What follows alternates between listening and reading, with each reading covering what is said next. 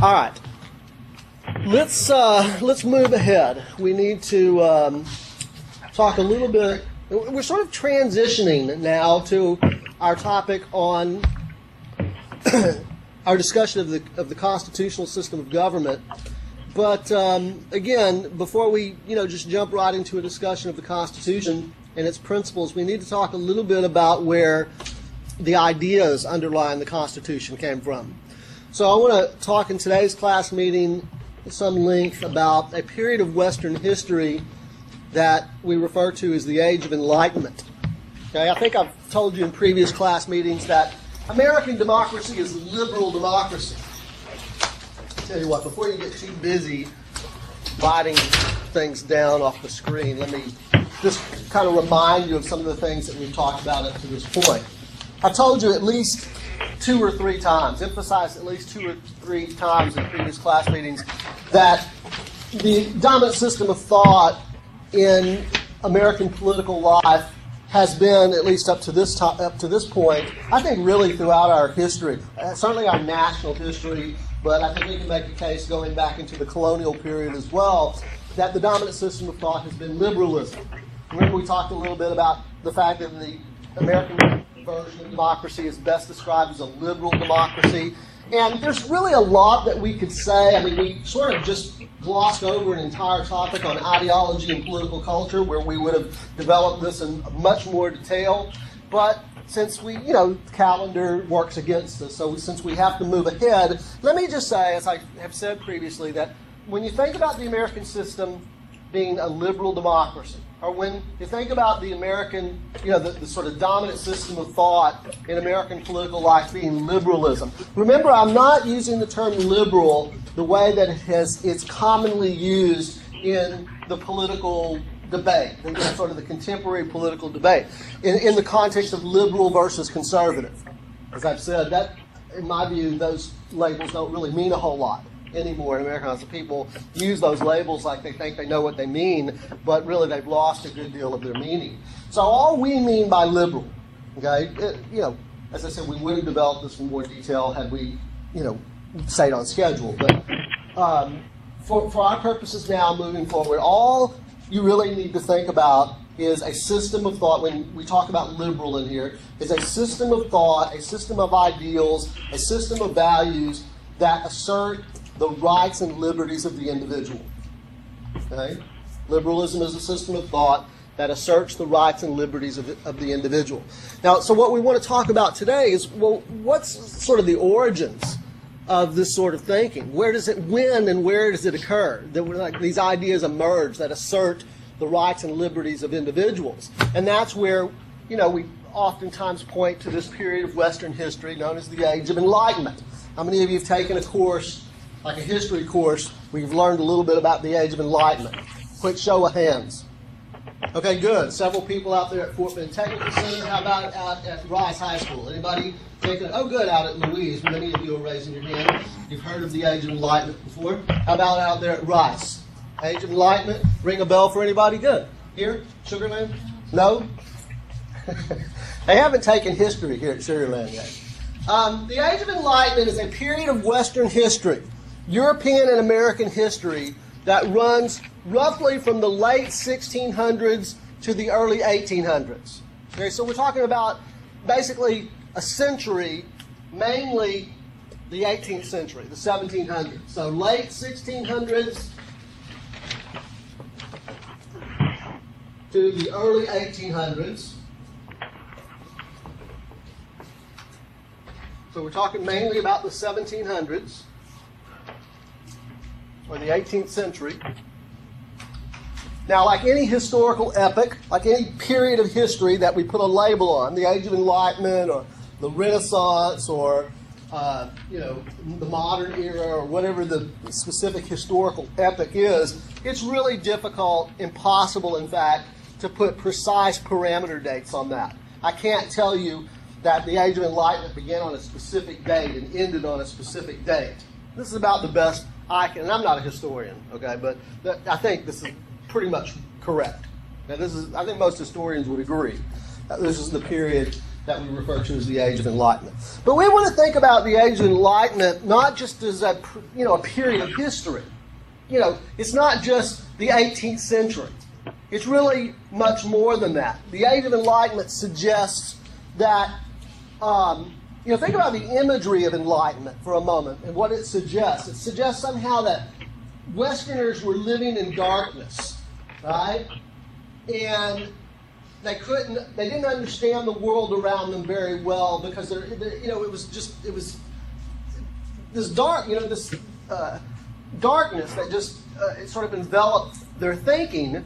And someone comes in and flips on the light switch, metaphorically speaking, right? Comes in and flips on the light switch, and now suddenly they view the world around them in a very different way.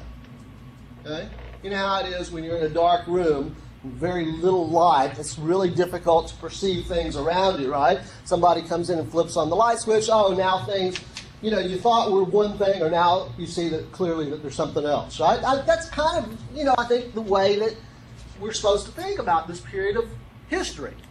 That, not only in social and political philosophy, but also in the natural sciences, that thinkers, intellectuals, viewed the world around them very differently. Now, what was different? To be a little bit more precise, not terribly precise, but a little bit more precise, what was different? Well, that's these couple of points beneath, these couple of points down here. The first one says that the Age of Enlightenment was characterized by the questioning of traditional doctrines, teachings, and values.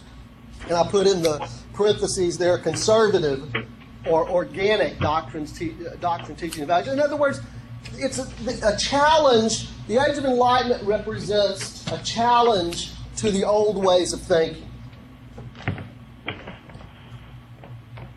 If I could go back in history, if I had a time machine and can go back in history, can't go forward into the future, but I can go back in time, I might pick the Age of Enlightenment to go back to. I think this is a very exciting period of Western history, very intellectually stimulating period of Western history.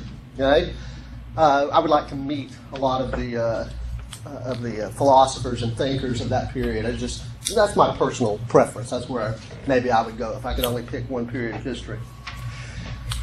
Now, what was the metaphorical light switch, so to speak? What was the reason for questioning the old ways of thinking? And that's that second point where it says the free use of reason.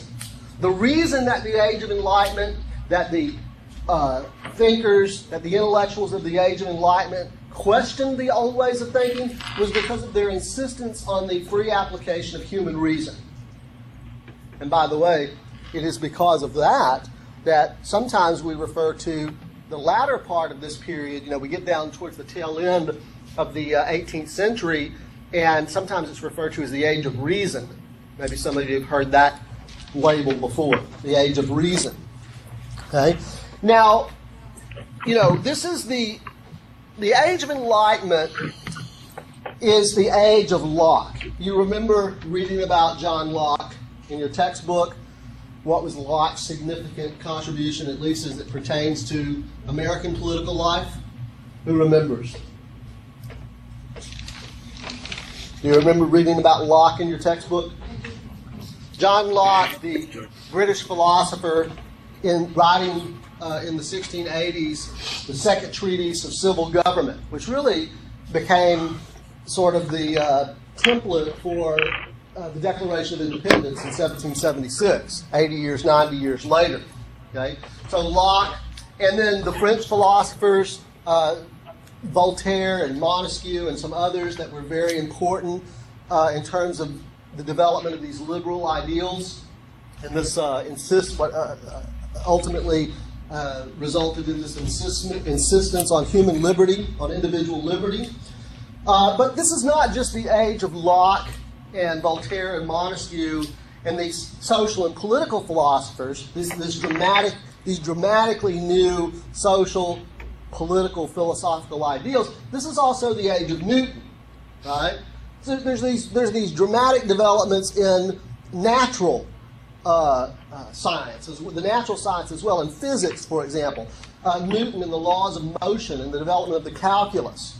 And as I like to sometimes point out, Locke and Newton were contemporaries at Oxford. They were both at Oxford at the same time, and there are lots of parallels. They were, very close correspondents. Tight, as you guys say today. They were tight. They, I don't know if they were tight or not, but they certainly were aware of the work of the other, and there are very interesting parallels between the developments in the natural sciences, as represented in the thought of Isaac Newton and some others, on the one hand, and developments in social and political philosophy in the minds of people like John Locke and some of these others on the other hand. There's really interesting parallels between the two. Okay? Obviously, in this class, we're mainly interested in, we're going to set aside the stuff in the natural sciences. This really isn't the course for that. Maybe you'll get some of that when you take your history class, or maybe you'll take a science course where it's appropriate that you learn a little bit about the history of some of these developments. But for us, we're mainly interested in the social and political concepts that developed during this period. Okay? All right, so any questions? We're just sort of setting up a discussion of where these liberal ideas, or when and where these liberal ideas develop. I guess one of the things, while everybody's sort of catching up, getting up to speed, getting your notes in order, I guess one thing I can say to provide a little bit of context is, the framers of our Constitution, and by the way, please note, if it hadn't occurred to you as I was talking, let me go ahead and point it out. The three most significant documents of American political life: the Declaration of Independence in 1776, the Constitution in 1787, and the Bill of Rights in 1789. Notice that they all were written during this period. And it shouldn't surprise us then that they reflect the dominant concepts, the dominant ideals of the Age of Enlightenment. Very clear. These documents very clearly reflect the Enlightenment philosophy.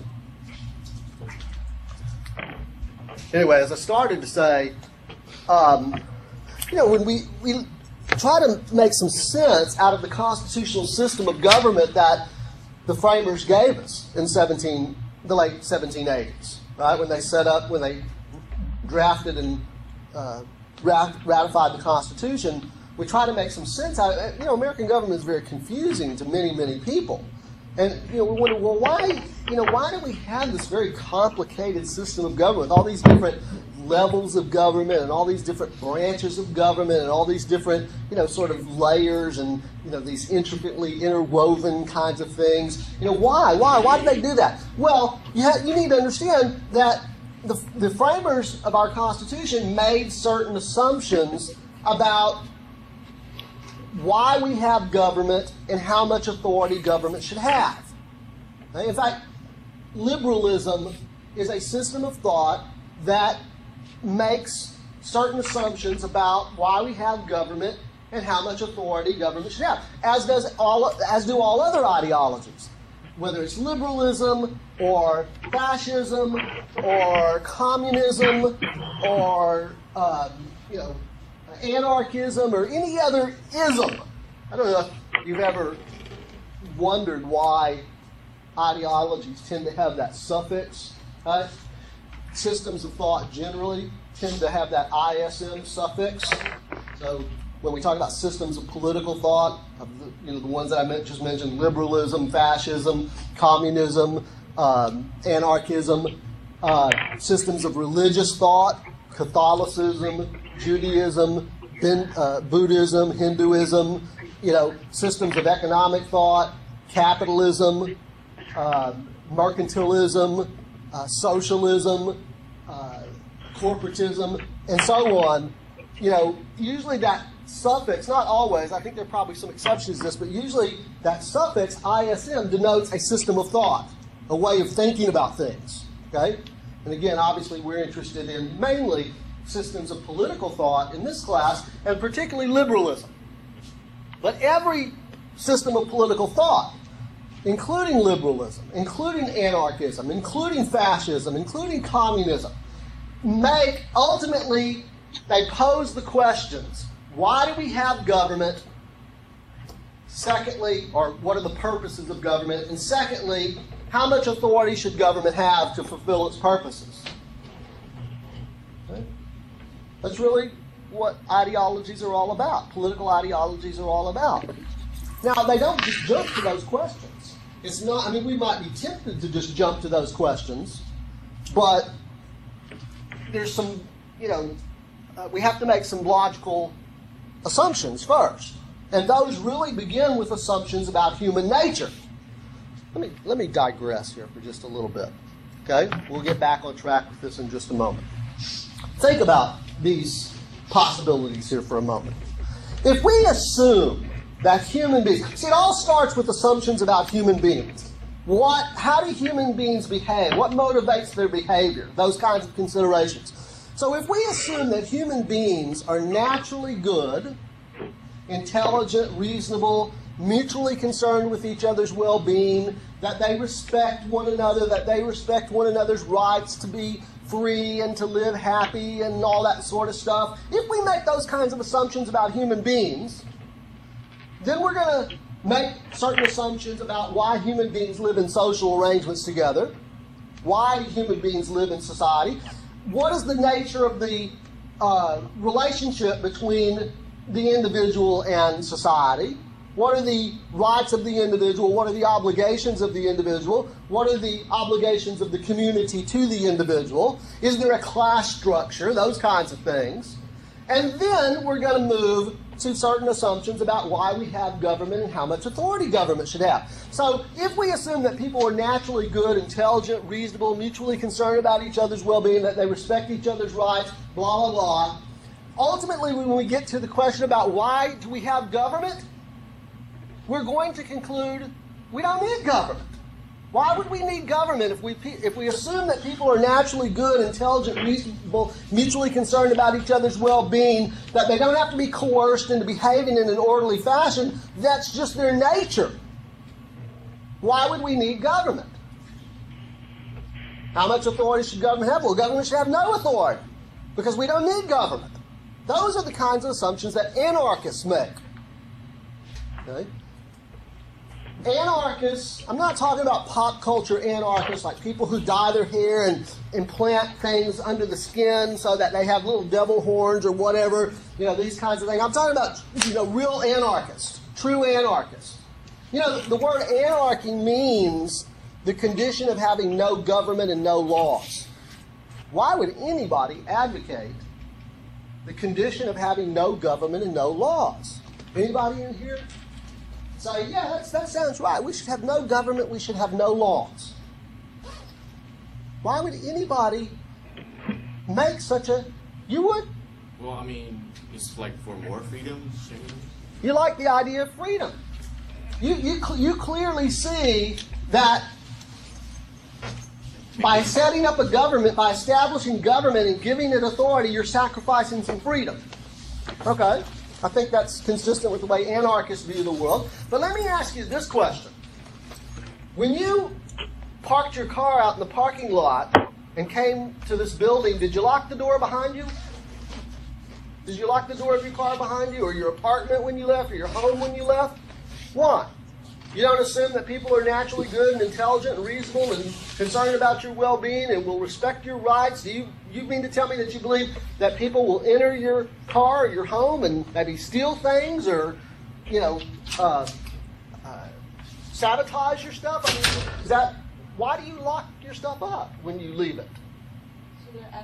To protect it? The bears don't get in. Bears get in anyway, right? I think it's because we assume that people aren't naturally good and intelligent and reasonable. They don't respect our rights. They don't have sort of these impulses to behave in an orderly fashion. I think we assume the opposite. Okay? So anarchists... Americans reject anarchism. It's not a system of thought that has ever been very appealing to Americans.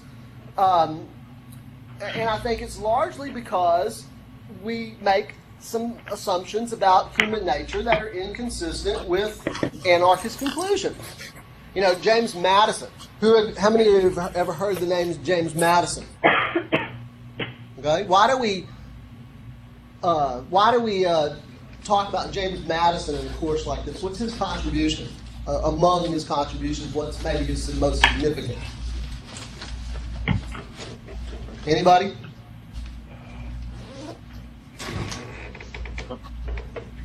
Yeah, wasn't he a founding father? He was, but more specifically, what was his, like, you know, sometimes we refer to Thomas Jefferson as the author of the Declaration of Independence.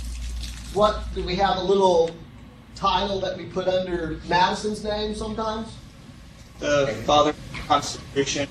Yeah, we frequently refer to Madison as the father of the Constitution, and we'll talk in due course here over the next several class meetings about specifically what Madison's contributions were. But yeah, you know, Madison, the father of the Constitution, once wrote, "If men were angels, government would be unnecessary."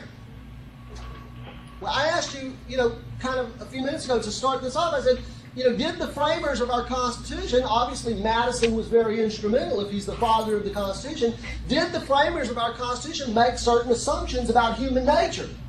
Madison says if men were angels, government would be unnecessary. Yeah, he's making certain assumptions about human nature. He's saying we don't have the nature of angels. We have human nature, not angel nature. We're not naturally good. We're not, you know, mutually concerned with each other's well-being. We don't respect each other's rights. Therefore, we need government. Madison clearly was not an anarchist.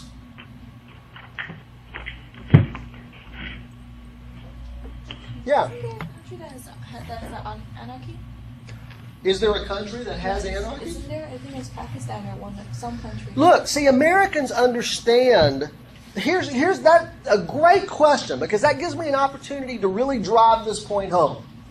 When we hear the word anarchy, do we think of something desirable? Do we think of a condition that's desirable? Like if you're watching a news report on the nightly news, or maybe you're watching it on your internet source or whatever, and the reporter is standing on the corner of this, you know, street corner, and in the background you see buildings burning, and you see bricks being hurled, rocks being thrown, bottles, and all that sort of stuff, and the reporter says, the streets of the city are in a state of anarchy. Is the reporter saying, oh, we have finally reached that state of things which we have all desired, lo, these many years, come one, come all, we've reached our anarchist nirvana? See, if some commentators describe Pakistan, I'm not sure what period you're talking about, but if they describe Pakistan as being in a state of anarchy, what they really mean by that is that there has been a complete breakdown of law and order. And is that a good thing or is that a bad thing? Well, for most Americans, that's a bad thing. A complete breakdown of law and order is a bad thing. It's the collapse of governing institutions, effective governing institutions. Right? Now, to an anarchist, anarchy is not a bad thing because they don't understand it as chaos. They don't understand it as disorder. They think of it as perfect order. That's so weird, don't you think? Isn't that strange? If we can get a true anarchist in here, we can get old Emma Goldman in here, who was one of the early anarchists in the late 19th, early 20th century. It's a little over 100 years ago. We could get her in here and ask her, you know, Ms. Goldman, how do you possibly argue for the condition of having no government and no laws? Can't you see that people assault each other? Can't you see that people steal from one another? Can't you see that people hurt? Can't you see that we need government? I think her answer to that would be, and I'm basing this on the fact that I've read a good deal of her work, I think her answer would be, the reason that people behave badly is because of government. It's because of hierarchically imposed order, paternalistic government, setting arbitrary rules, etc. That's what causes people to behave badly. Okay? If people, it's only in the condition of perfect liberty, where people are completely free of arbitrary rules, that you'll see the goodness, the intelligence, the reasonableness of human nature come brimming to the surface.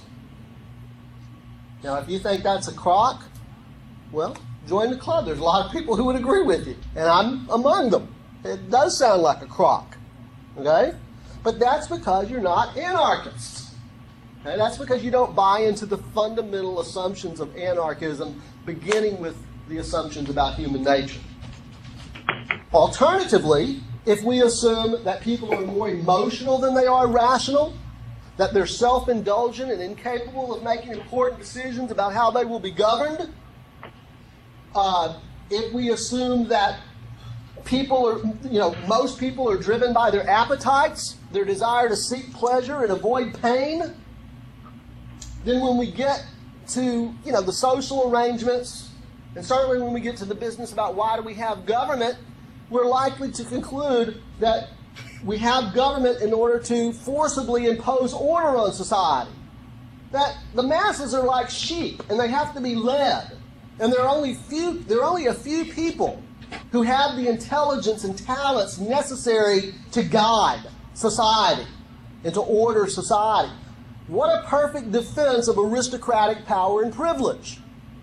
Those are the kinds of assumptions that were routinely made in Western political thought, going all the way back to the ancient Greeks, up through really the early modern period and down to the Age of Enlightenment. Okay? What a perfect defense of aristocracy.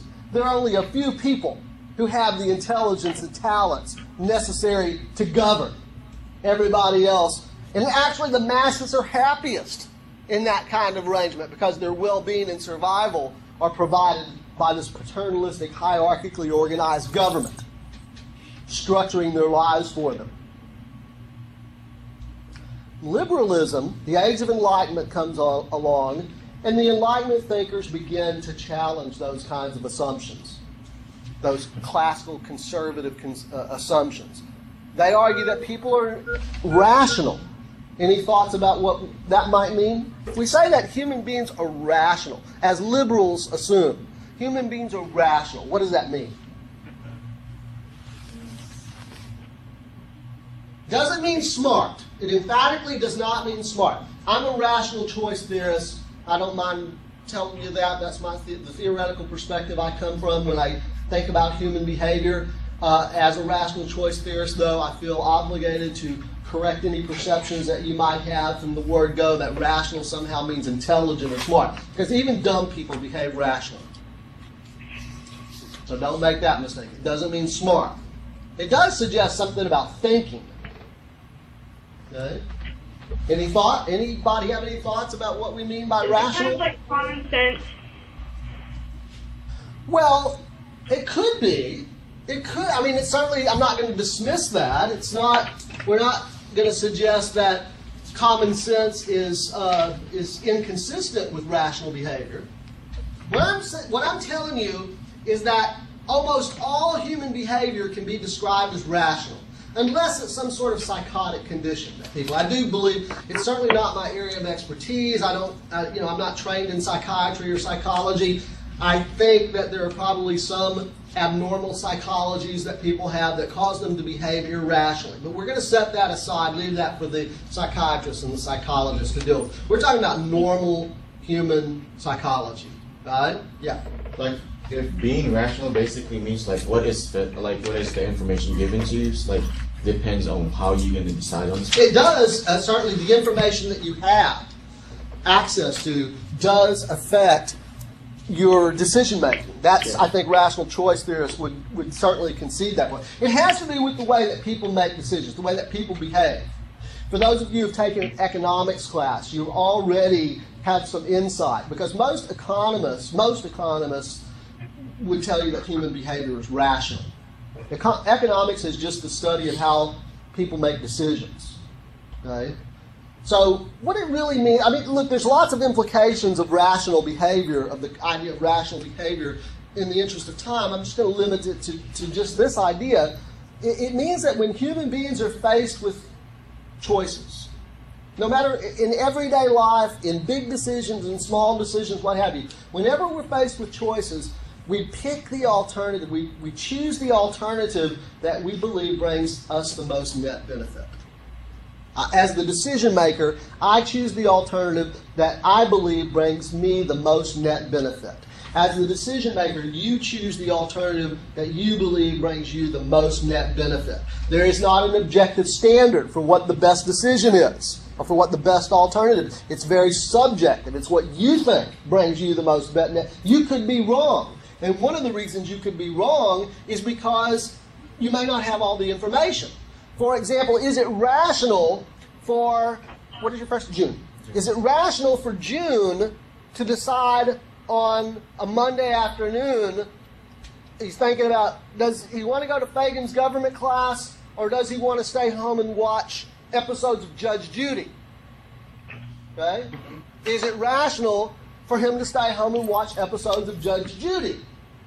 You might say to June, as his classmate, you might say, look, if you were smart, you'd go to Fagan's government class. But that is not the standard for whether it's rational. If June believes he gets more net benefit, you understand what I mean by net benefit? In other words, there are costs and benefits associated with every alternative. There's some costs associated with going to Fagan's government class. There are some benefits associated with going to Fagan's government class. There are some costs associated with staying home and watching Judge Judy. There are some benefits associated with staying home and watching Judge Judy. You go through this rational calculation. Usually it's done instantaneously. Sometimes we sit down and actually write out, okay, here are the costs, here are the benefits, that kind of thing. Sort of a formal cost-benefit analysis, but usually we don't, particularly in these kinds of decisions. We just make a snap decision. But what I'm telling you is that if you decide that you would get more net benefit out of staying home and watching Judge Judy, it would be irrational for you to come to Fagan's government class. Right? Because in your perception of things, in your perception of the cost and benefits, you get more out of staying home and watching Judge Judy. Is that true of human beings? Do you think that's the way human beings operate? Yeah. When you're trying to decide what to have for lunch, do you know what your alternatives are? Do you have some concept of what the costs and benefits are of each of these alternatives? You know, if you think your alternatives are going to Gringo's and having the enchilada plate, or going to the mall and visiting the food court and having a burger, or going to Subway and having a sandwich, or whatever your alternatives are, if you say to yourself, if you go through I think I'll go to Subway and have a sandwich, right? But you show up at Gringo's and have the enchilada plate, what must that mean? Are you just like shocked? Like you say to yourself, okay, I'm going to go to Subway and have a sandwich, and then what am I doing here at Gringo's? How did that happen? I decided to go to Subway. How am I here? All of a sudden I'm here, magically I'm here at Gringo's having enchiladas. How did that happen? It's not. Just change your mind. If you show up at Gringo's and have the enchilada, that must mean what? You changed your mind? That You had a you second believe thought? you were going to get more net benefit out of going to Gringo's and having the enchiladas. All right? Your behavior determines what you actually decided you believe brought you the most net benefit. Okay? So anyway, that's a major digression, but it's an important digression because, as I said, I think you need to understand that the framers of our Constitution, the founders of our system of government, made some very definitive assumptions about human nature. And one of the assumptions that they made about human nature is that human beings are rational. If you assume that human beings are irrational, you certainly can't get to self-government as they did.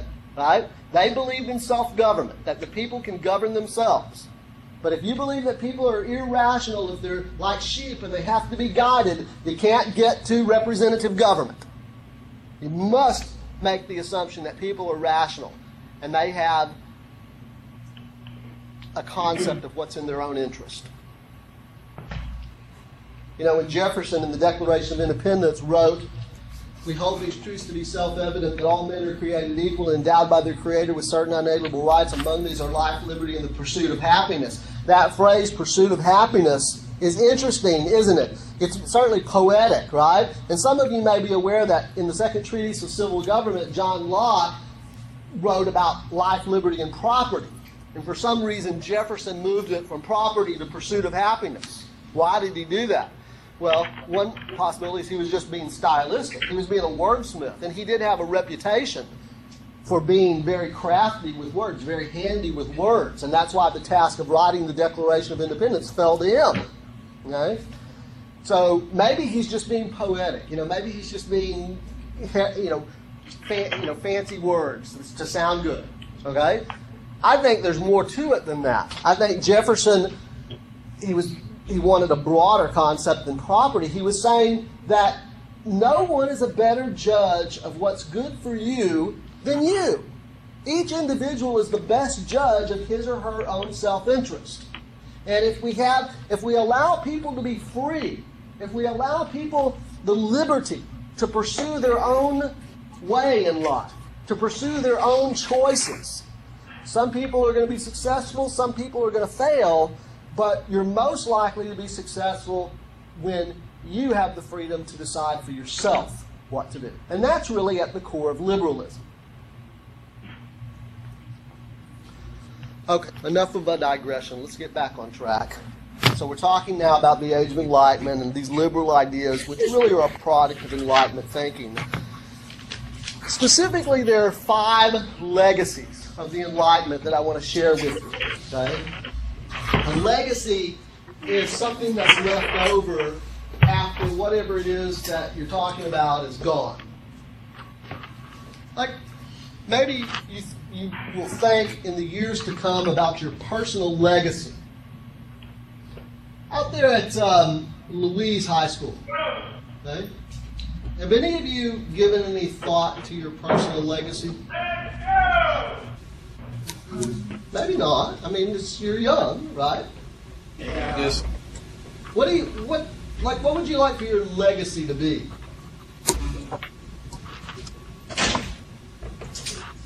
Being a part of developing new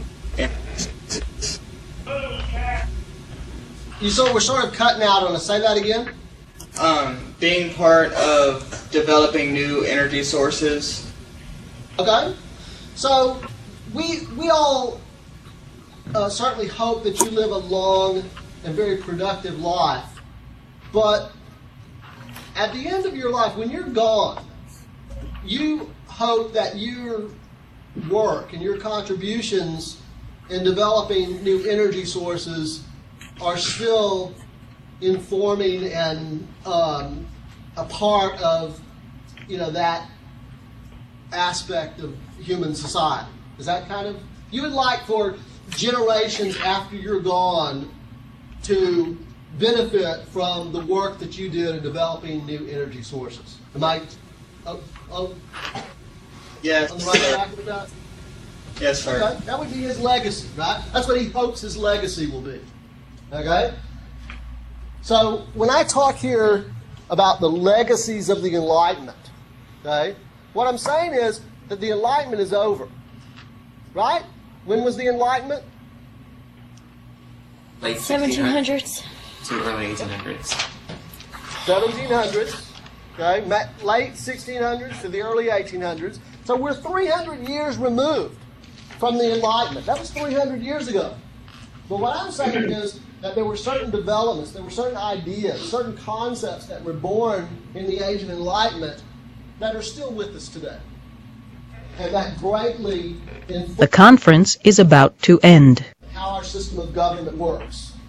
I've identified for you 5 philosophical concepts of the Age of Enlightenment. And I think this is a pretty convenient point to break, even though we still have a couple of minutes. I don't want to try to dive into this discussion of these 5, so we'll end it here. Any questions? We'll end it here for today and pick up at this point on Monday. Any questions, comments?